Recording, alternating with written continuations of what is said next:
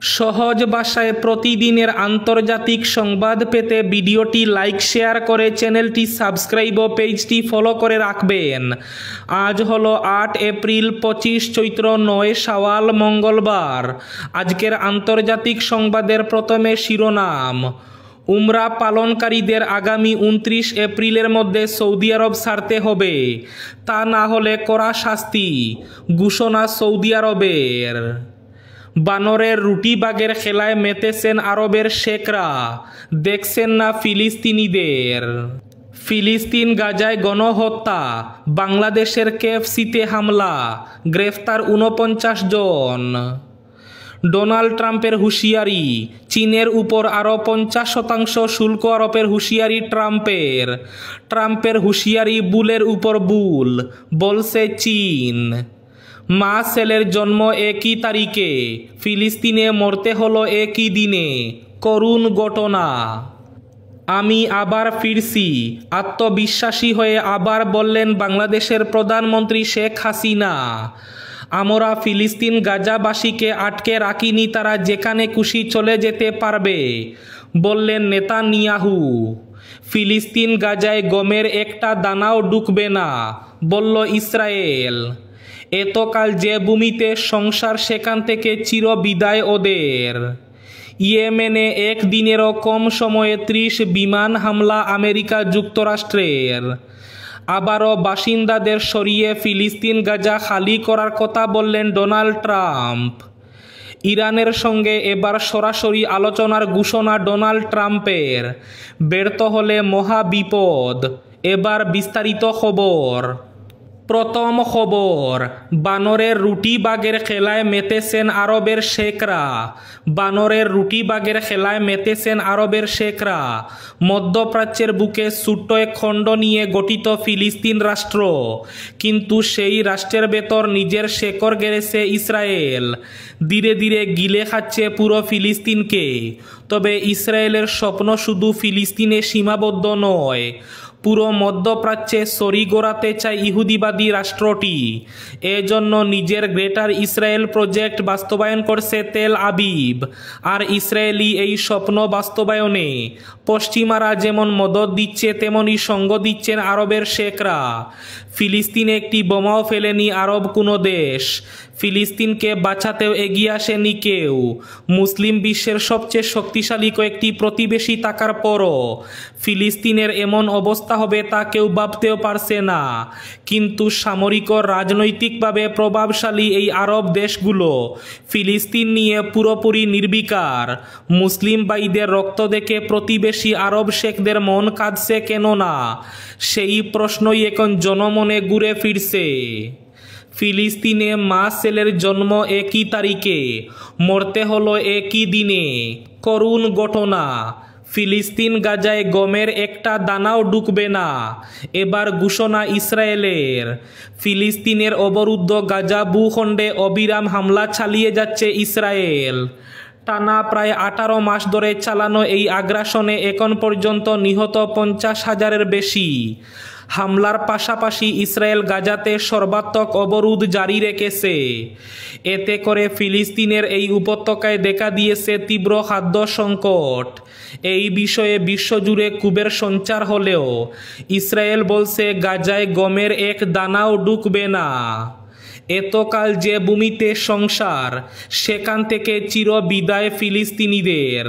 পাকিস্তানে আফগান শরণার্থীদের উপর দরপাকড় আরও জোরদার হওয়ায় হাজার হাজার মানুষকে ফেরত পাঠানো হচ্ছে আফগানিস্তানে। টারকাম সীমান্ত দিয়ে প্রতিদিন ফিরছে শত শত পরিবার, যাদের অনেকেই পাকিস্তানে কাটিয়েছেন কয়েক দশক। তাদের মধ্যে অনেকেই নতুন করে সব শুরু করতে গিয়ে নিঃস্ব হয়ে পড়েছেন। এদিকে আবারও বাসিন্দাদের সরিয়ে গাজা খালি করার কথা বললেন ডোনাল্ড ট্রাম্প। ইরানের সঙ্গে সরাসরি আলোচনার ঘোষণা ডোনাল্ড ট্রাম্পের। ব্যর্থ হলে মহা বিপদ। ইরানের পারমাণবিক কর্মসূচির বিষয়ে আগামী শনিবার দেশটির সঙ্গে যুক্তরাষ্ট্রের সরাসরি উচ্চ পর্যায়ের আলোচনা শুরু হচ্ছে বলে ঘোষণা দিয়েছেন মার্কিন প্রেসিডেন্ট ডোনাল্ড ট্রাম্প। হোয়াইট হাউসে ইসরায়েলি প্রধানমন্ত্রী বেঞ্জামিন নেতানিয়াহুর সঙ্গে বৈঠক শেষে এ ঘোষণা দেন তিনি। সোমবার হোয়াইট হাউসের ওভাল অফিসে ডোনাল্ড ট্রাম্প বলেন, তেহরানের সঙ্গে একটি চুক্তিতে পৌঁছানোর ব্যাপারে তিনি আশাবাদী, তবে আলোচনা ব্যর্থ হলে ইরান মহা বিপদে পড়বে বলে হুঁশিয়ারি করেছেন তিনি। উমরা পালনকারীদের 29 এপ্রিলের মধ্যে সৌদি আরব ছাড়তে হবে। এ বছর পবিত্র হজের আগে যারা উমরা পালন করতে সৌদি আরবে যাবেন তাদের অবশ্যই 29 এপ্রিলের মধ্যে সে দেশ থেকে বেরিয়ে আসতে হবে। সৌদি আরবের হজ ও উমরা বিষয়ক মন্ত্রণালয় থেকে এ নির্দেশনা জারি করা হয়েছে। মন্ত্রণালয় থেকে বলা হয়েছে, উমরা যাত্রীদের সৌদি আরব ছাড়ার শেষ দিন হচ্ছে 29 এপ্রিল। সেদিন সৌদি আরবে জিলকদ মাসের 1 তারিখ। সে দিনের পর থেকে সৌদি আরব কর্তৃপক্ষ বার্ষিক হজের প্রস্তুতি নেবে। বিবৃতিতে আরও বলা হয়, উমরা পালন করতে সৌদি আরবের প্রবেশের শেষ দিন 13 এপ্রিল, সৌদি আরবে 15 শাওয়াল। ওই দিনের পর হজের আগে আর কেউ উমরা পালন করতে দেশটিতে যেতে পারবেন না। আমি ফিরছি বললেন প্রাক্তন প্রধানমন্ত্রী শেখ হাসিনা। এক সময় ওনাকে অনেক সাহায্য করেছিলাম। ইউনুস আপেক্ষে হাসিনার আত্মবিশ্বাসী হয়ে দিলেন ফেরার বার্তা। সোমবার রাতে আওয়ামী লীগের কর্মীদের সঙ্গে ভার্চুয়াল বৈঠকে বসলেন বাংলাদেশের প্রাক্তন প্রধানমন্ত্রী শেখ হাসিনা।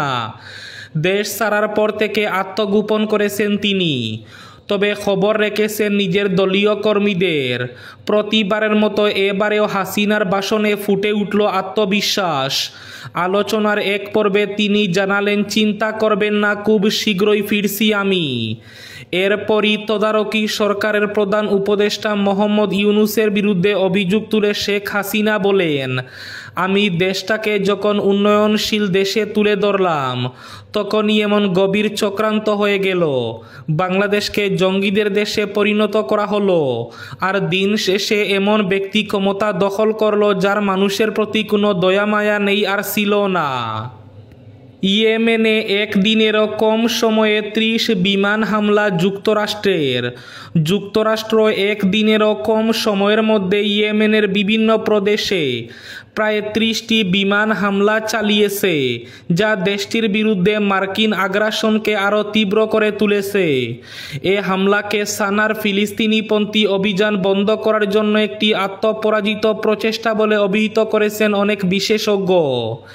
ইয়েমেনি সূত্রের মতে, মঙ্গলবার মার্কিন যুদ্ধ বিমানগুলো সানা প্রদেশে 11টি বিমান হামলা চালিয়েছে, বিশেষ করে বানি হুসাইস এবং সানহানের মতো জেলাগুলোকে লক্ষ্য করে।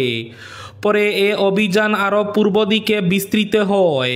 মারি প্রদেশ, মাজ্জার এবং জাওবা জেলাসহ বিভিন্ন স্থানে 13টি হামলার খবর পাওয়া গেছে। এবার শেষ খবরটি, ফিলিস্তিন গাজায় গণহত্যা, বাংলাদেশের কেএফসিতে হামলা, গ্রেফতার 49। গাজায় ইসরায়েলি গণহত্যার প্রতিবাদে বিক্ষোভের সময় দোকান, ব্যবসা প্রতিষ্ঠানে হামলা এবং ভাঙচুরের ঘটনায় 2টি মামলা দায়ের সহ জড়িত কমপক্ষে 49 জনকে গ্রেফতার করা হয়েছে। মঙ্গলবার সকালে প্রধান উপদেষ্টার প্রেস সচিব শফিকুল আলম এক বিবৃতিতে এ তথ্য জানিয়েছেন। বিবৃতিতে তিনি বলেন, সোমবার বেশ কয়েকটি শহরে গাজায় সহিংসতার প্রতিবাদে বিক্ষোভের সময় সংঘটিত সহিংস এবং বেআইনি ঘটনার বিরুদ্ধে বাংলাদেশ পুলিশ দ্রুত পদক্ষেপ নিয়েছে। এই হামলায় এবং ভাঙচুরের ঘটনা জননিরাপত্তা এবং আইনের শাসনের অবমাননা। এখন পর্যন্ত এই ঘটনার সঙ্গে জড়িত কমপক্ষে 49 জনকে গ্রেফতার করা হয়েছে। পুলিশ দ্রুত পদক্ষেপ নিয়েছে এবং আনুষ্ঠানিকভাবে 2টি মামলা দায়ের করা হয়েছে। আরও তদন্ত চলছে এবং এই নিন্দনীয় কাজের জন্য দায়ীদের বিরুদ্ধে আরও মামলা দায়েরের প্রক্রিয়াধীন।